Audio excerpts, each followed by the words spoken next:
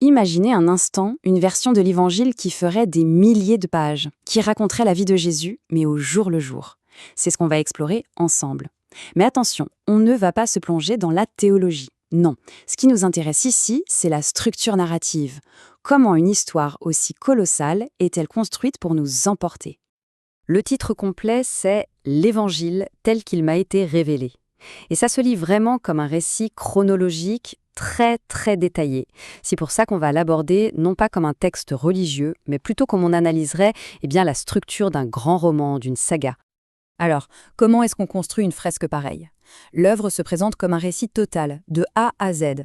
Donc, pour comprendre son architecture, le plus simple, c'est de suivre le fil de l'histoire, en commençant, logiquement, par le tout début. Et quand on parle d'ampleur, il faut vraiment voir les choses en grand. Le récit ne commence pas avec la naissance de Jésus, ni même avec sa vie publique. Non, on remonte bien avant avec la vie de ses parents, de ses grands-parents, et ça continue bien après sa résurrection. C'est cette dimension de saga qui va définir toute la structure. Donc la narration démarre par ce qui ressemble à un très très long prologue. C'est ce qu'on appelle la vie cachée, toute une partie qui met en place le décor, les personnages, bien avant que l'action principale, celle qu'on connaît tous, ne commence vraiment. Ce qui est assez fou, c'est que l'histoire commence en fait 22 ans avant notre ère avec la vie de Marie. Du coup, des événements comme l'Annonciation ou la fuite en Égypte ne sont plus des épisodes un peu isolés. Ils s'intègrent dans un récit continu, ce qui donne une profondeur assez incroyable à toutes ces années de formation de Jésus. On entre maintenant dans le cœur du réacteur, le gros du récit, les 3 années de la vie publique. Et c'est là que la construction devient vraiment passionnante. Le texte va organiser cette période de manière très claire, presque comme une pièce en 3 actes, chacun avec son ambiance et son objectif propre. Le récit nous présente ça comme une progression narrative super nette. Chaque année, le rôle du personnage principal évolue. On commence avec le maître, celui qui enseigne, puis il devient le sauveur, celui qui agit, et enfin, le rédempteur. C'est un arc narratif très classique qui fait monter les enjeux année après année. La première année, c'est l'année du maître. On pourrait dire que c'est l'appel à l'aventure. Le voyage commence avec les événements fondateurs, le baptême, le premier miracle aux noces de Cana, l'appel des tout premiers apôtres. Bref, la scène est plantée, les acteurs sont en place. Ensuite, la deuxième année, celle du Sauveur. Là, on plonge vraiment au cœur des enseignements. Le récit explose littéralement, avec une avalanche de paraboles, de miracles, de grands discours. C'est là que le message central du héros se forge. C'est pendant cette période qu'on retrouve les histoires les plus connues. Le bon samaritain, le fils prodigue, le fameux sermon sur la montagne. Le texte consacre une place immense à cette deuxième année, c'est vraiment le noyau dur de tout l'enseignement. Et on arrive à la troisième année, l'année du Rédempteur. Et là, attention, changement de ton radical, la narration devient beaucoup plus tendue, l'accent est mis sur la confrontation, sur des affirmations théologiques beaucoup plus directes, et on sent bien la préfiguration du grand final.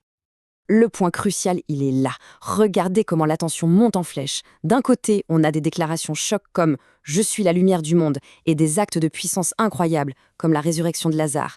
Et de l'autre côté, en face, la réaction des antagonistes devient de plus en plus violente, de plus en plus hostile.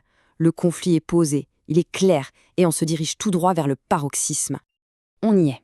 On arrive au point culminant de toute l'histoire. Et là, le récit ralentit son rythme, il décompose les derniers jours presque minute par minute, pour nous plonger au cœur de ce qu'on appelle la passion, l'épreuve finale du héros. La tension monte, elle monte encore, on a des scènes clés comme l'onction à Béthanie, l'entrée triomphale des rameaux ou encore l'intimité de la scène. Ce sont toutes des étapes qui préparent le terrain pour la confrontation finale. La toute première étape de cette épreuve, c'est l'agonie à Gethsémani. C'est ce moment de doute, de solitude, juste avant l'arrestation. Un moment psychologique d'une intensité folle. Viennent ensuite les procès. Le récit détaille chaque comparution devant les autorités religieuses, puis les autorités civiles. Ça souligne bien la double dimension de la confrontation, à la fois politique et spirituelle. Et vient alors l'apogée de la souffrance, le sommet de la passion.